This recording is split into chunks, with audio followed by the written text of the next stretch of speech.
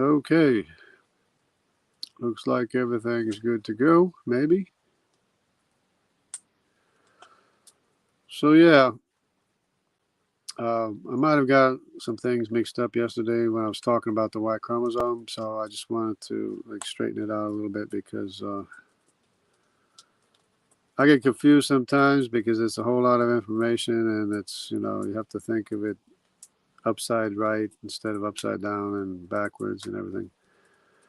So the Y chromosome, I was talking about the Y chromosome test. There's several different Y chromosomes tests you can take. In fact, there's two different kinds of tests. There's of course, the 67 places. There's 111 places, and there's a big 50 and a 700 and a 700 Y chromosome test. So there's a whole bunch of different tests you can take. Then you can take an STR test, which will verify your SNPs or your single tandem repeats, STRs. And the other one is the number of mutations that you have in common with other people. So in other words, when you take a test, you'll have 13 of one, 18 of another, 24 of another, 17, whatever, on down the line, and you match it up, and it's computerized so that they can put you right away into a Y chromosome category. They can identify you right away as to whether you're a J or a G or I or a C. If you have enough, because some of them are like only 15 places, that's not good enough. It has to be like at least 67. Probably better is 111, and if you have 500, better yet. But then there's an STR test you can take. You don't have to resend your DNA. You just tell them to do an STR test from the DNA that they already have that you sent in. So that will verify the single tandem repeats of your Y chromosome. So it's actually, I guess, the single tandem repeats, but then there's SNPs, SNPs. I guess I'm mixing it up already. The SNPs, the SNPs, is the one that validates or verifies your haplogroup letter.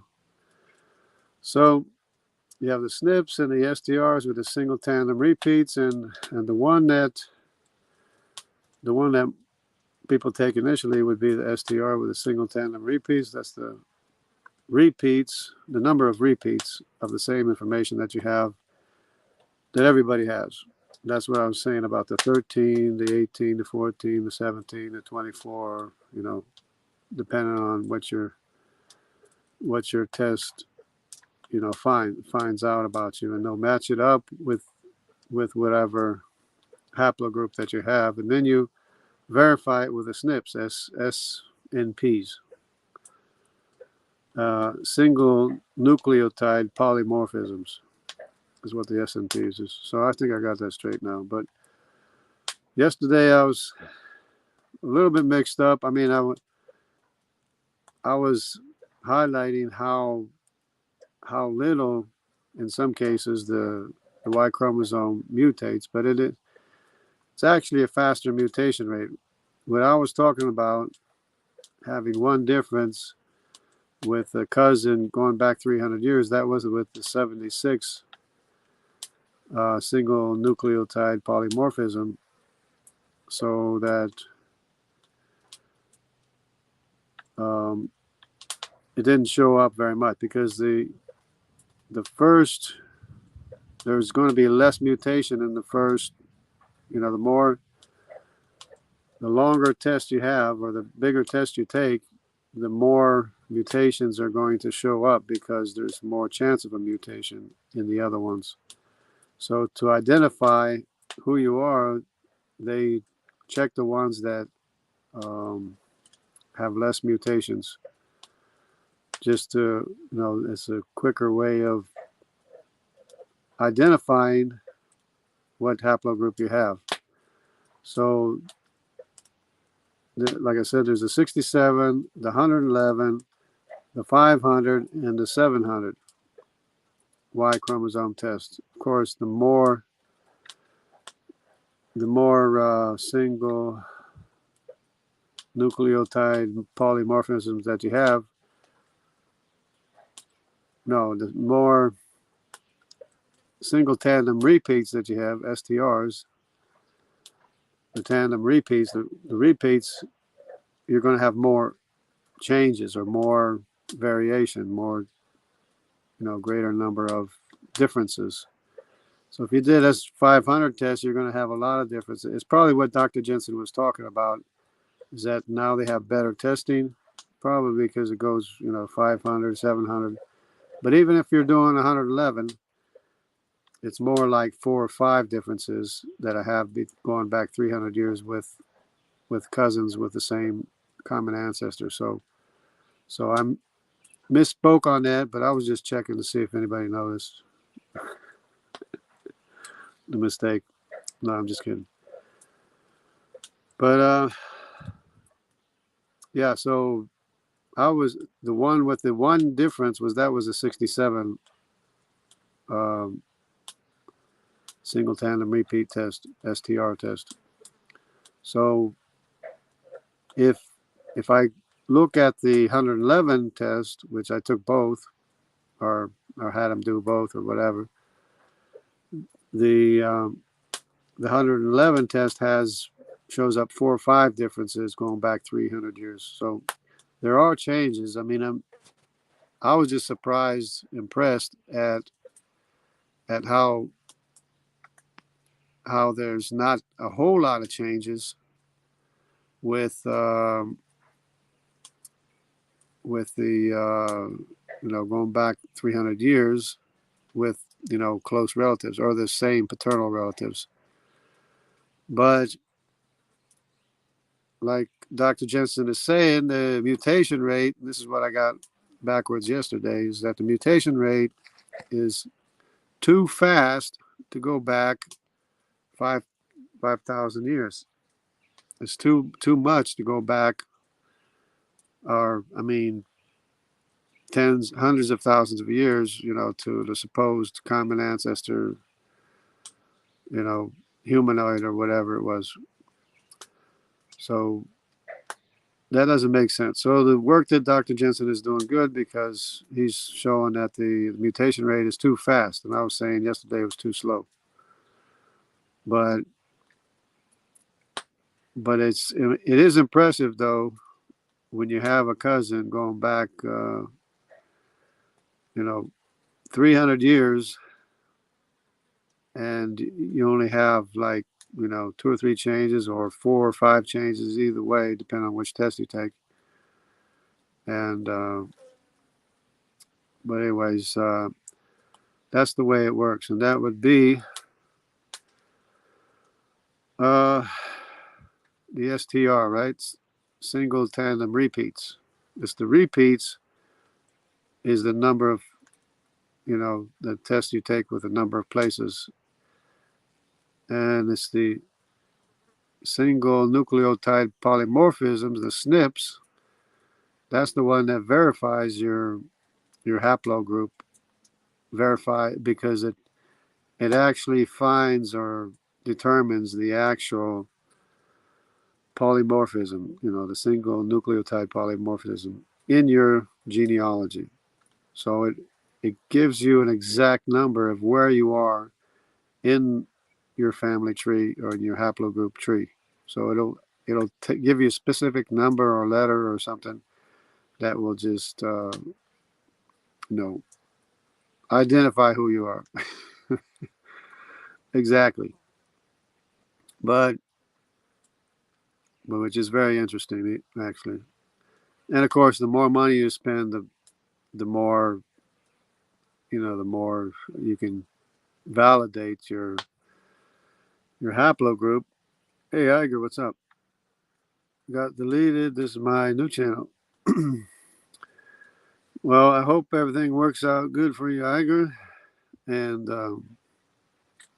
Just maybe take it easy on the what do you call it, the conspiracy theories for a while, for a little bit. But anyways, um, but that's okay. Don't worry about it. So yeah, the still breathing. I'm good. Yeah, that's good. Yeah, you can see I'm in the trees, or I'm in the woods, so I'm not too bad, and might be storming pretty soon, but or it's acting like it might storm, but it's not there yet.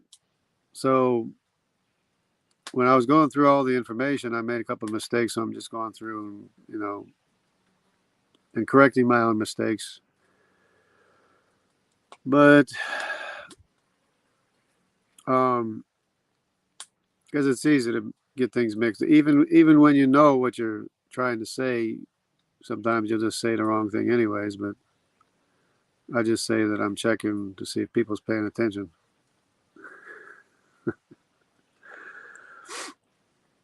But anyways, yeah, because if you never studied it, how are you supposed to know what all this stuff is? But it takes a while, but you can figure it out after a while. It starts making sense.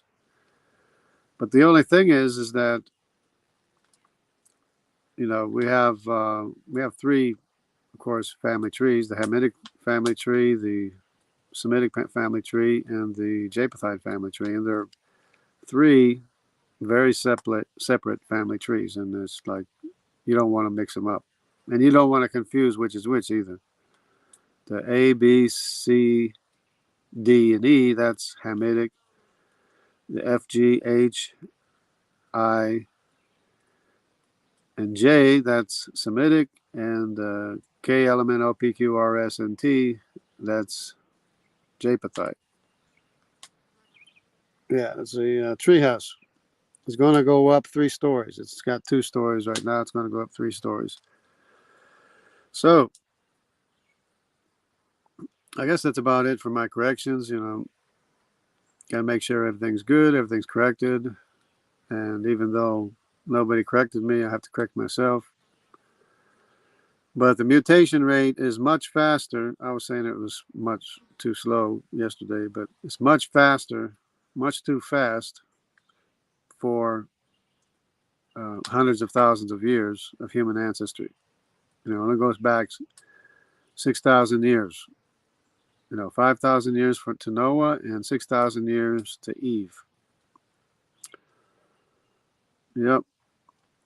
So that's about it. I guess I don't want to drag it out anymore. I just want to explain the Y haplogroup test and the differences and the difference between the STRs and the SMPs, because the STRs is single tandem repeats. That's the numbers that go 13, 18, 14, 22, stuff like that.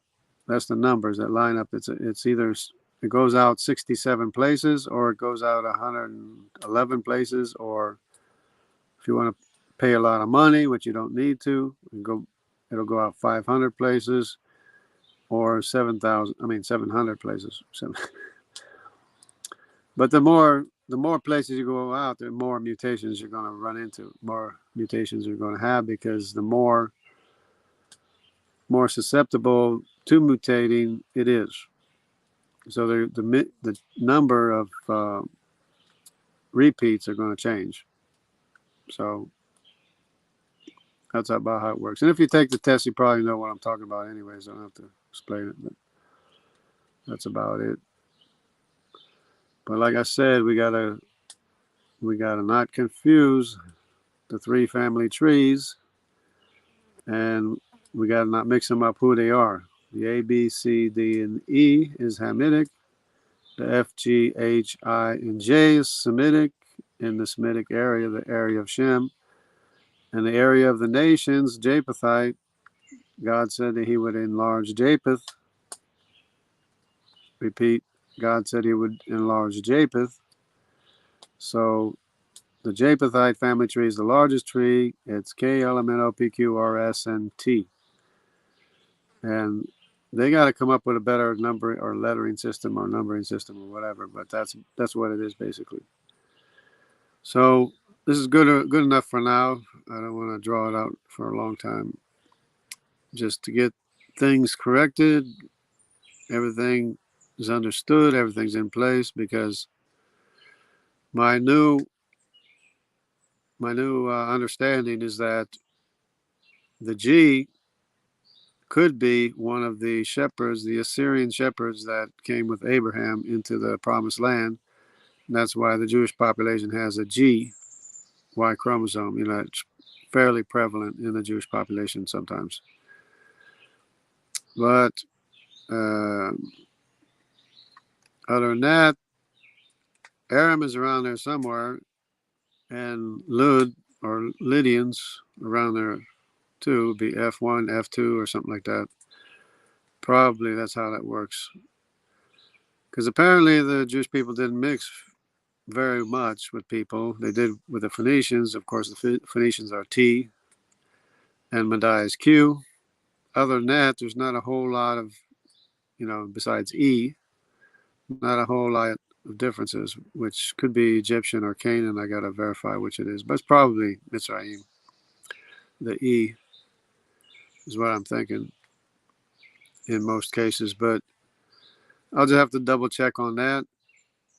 But that's it. In the Jewish population, that's all you have is the E, the G, the T, the Q, and of course the I, the J1, and the J2.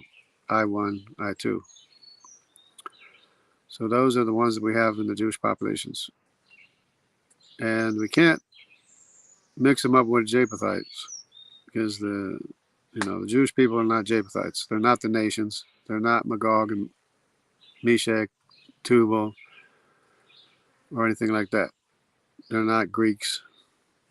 They're not Javan Sea peoples. They're not Greek Thracians. They're not anything like that. Anyway, God bless everybody. Take care. And that's about it for right now. God bless.